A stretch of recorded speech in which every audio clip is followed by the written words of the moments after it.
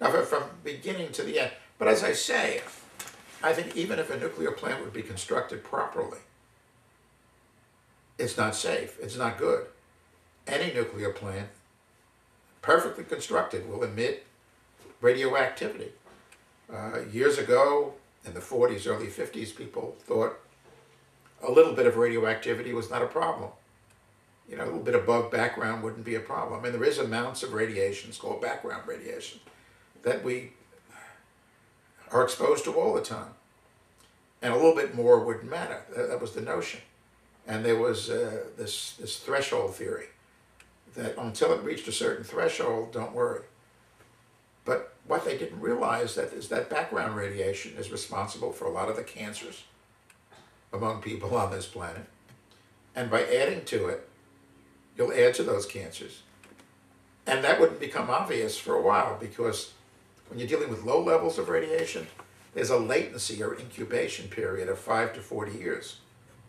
So the radiation would be emitted and you get a little bit of it, but it would take a while for that tumor to develop in your woman, in a breast or whatever. Now we know that there's no safe dose of radioactivity, no level of safe. There's no threshold. And this routine emission problem is, I mean, again, at a well-built or not well-built, exists. How is the nuclear establishment dealing with this reality, now that we know it? They have a theory they've developed called hormesis, H-O-R-M-E-S-I-S. Hormesis. And this says that a little bit of radiation is good for you because it exercises your immune system. So actually low levels of radiation are fine. I mean, it's like if people weren't dying as a result of this kind of lie, it would be almost like humorous. It would be like, what are you talking about? A little bit of arsenic is okay. It would be like, are you crazy? In terms of just the economics of nuclear energy, pro-nuclear advocates say that nuclear energy really hasn't been given a chance to be competitive yet because of government regulations and things of that nature. How do you respond to that? Well, they've been lying about the cost of nuclear power economically since it began.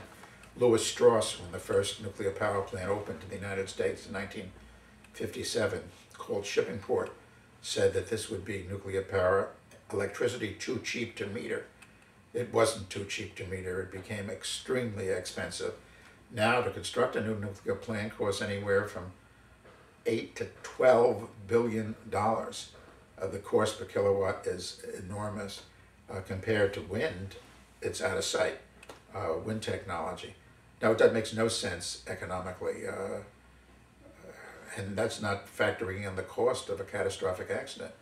I mean, the cost of the Chernobyl accident is, we're talking about hundreds and hundreds of billions of dollars, and that's not talking about the cost in terms of human life. There was a quote from this book written by a woman named Gwyneth Cravens. It's called The Power to Save the World. It's a pro-nuclear publication. I just want to read you a quote from a page that mentions Shoreham.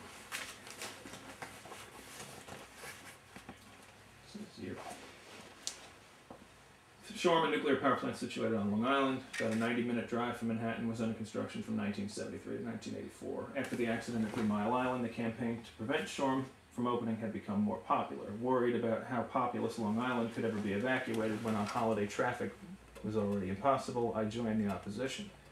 I followed stories about how corrupt the contractors were and how immense the cost overruns had become. The ultimate price was 85 times greater than had been anticipated, $6 billion, most of it footed by the ratepayers.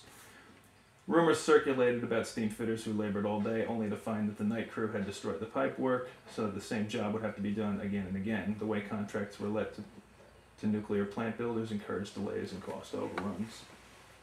Even though Shoreham was fully licensed, Long Islanders, who pay some of the highest electric rates in the country, succeeded in preventing the plant from ever opening. The utility company, under public attack for incompetence in its handling of Shoreham and other matters, met its demise at the hands of the state legislature, which set up a utility to take over the old one and close Shoreham. It now sits gathering cobwebs, and we customers who never received 1 kilowatt from the plant are still paying the bill for its construction and shutdown. It seems a little, her perspective, at least to me, seems kind of wistful, maybe what we might have had Shoreham gone online. And it's really, in your opinion, as you said, nothing that should be really missed. It's dead, it's gone. Oh. Good riddance.